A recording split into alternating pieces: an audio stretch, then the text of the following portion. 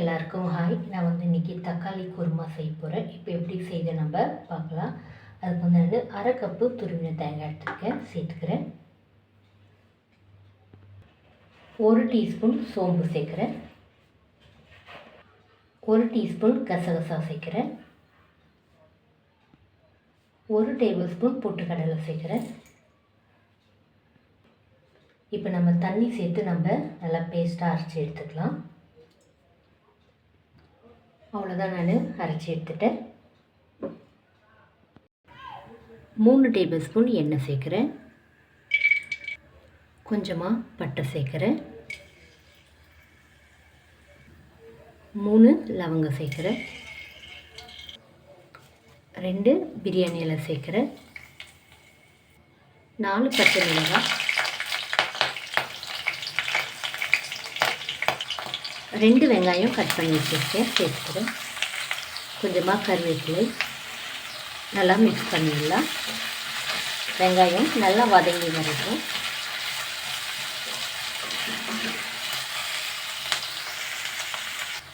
ரெண்டு டீஸ்பூன் இஞ்சி பூண்டு பேஸ்ட் சேர்க்குறேன். நல்லா மிக்ஸ் பண்ணிடலாம்.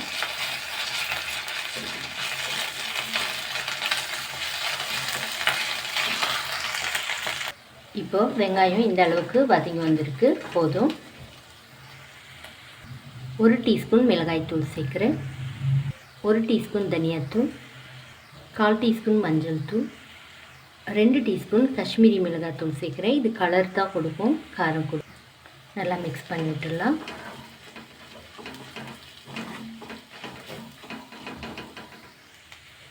ஒரு வாட்டி நான் நல்லா மிக்ஸ் பண்ணிவிட்டு இப்போ நம்ம தக்காளி சேர்த்துடலாம். 4 மீடியம் சைஸ் தக்காளி கட் பண்ணி வச்சுருக்கேன். நல்லா மிக்ஸ் பண்ணிடலாம்.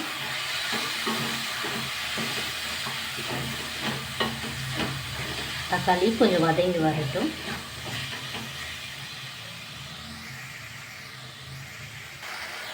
ஒரு 3 நிமிஷம் ஆயிடுச்சு. இப்போ நம்ம தண்ணி சேர்த்துடலாம்.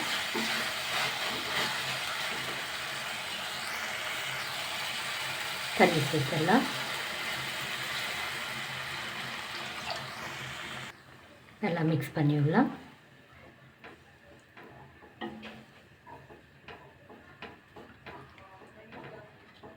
நல்லா கொதிக்கட்டும். உங்களுக்கு தண்ணி எவ்வளோ வேணுமோ அவ்வளோ நீங்கள் சேர்த்துக்கலாம்.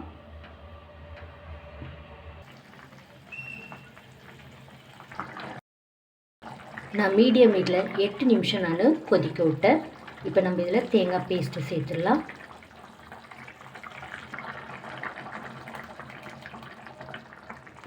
கொஞ்சமாக தண்ணி சேர்த்து அதையும் சேர்த்துடலாம். தேவையான உப்பு சேர்த்துடலாம். நல்லா மிக்ஸ் பண்ணி விடலாம்.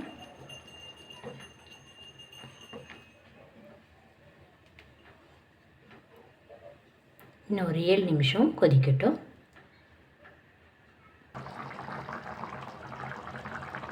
இப்போ மீடியம் ஹீட்டில் 7 நிமிஷம் ஆயிடுச்சு. நான் 7 நிமிஷம் கொதிக்க விட்டேன்.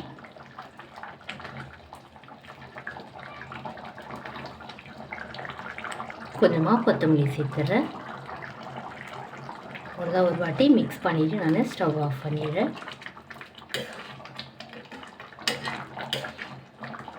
அவ்வளோதான், நம்மளுடைய தக்காளி குருமா ரெடி ஆகிடுச்சு. ஸ்டவ் ஆஃப் பண்ணிடுறேன். அவ்வளோதான், நான் ஸ்டவ் ஆஃப் பண்ணிட்டேன். அவ்வளோதான். இந்த வீடியோ உங்களுக்கு பிடிச்சா லைக் பண்ணுங்கள், கமெண்ட் பண்ணுங்கள், சப்ஸ்கிரைப் பண்ணுங்கள். தேங்க்யூ.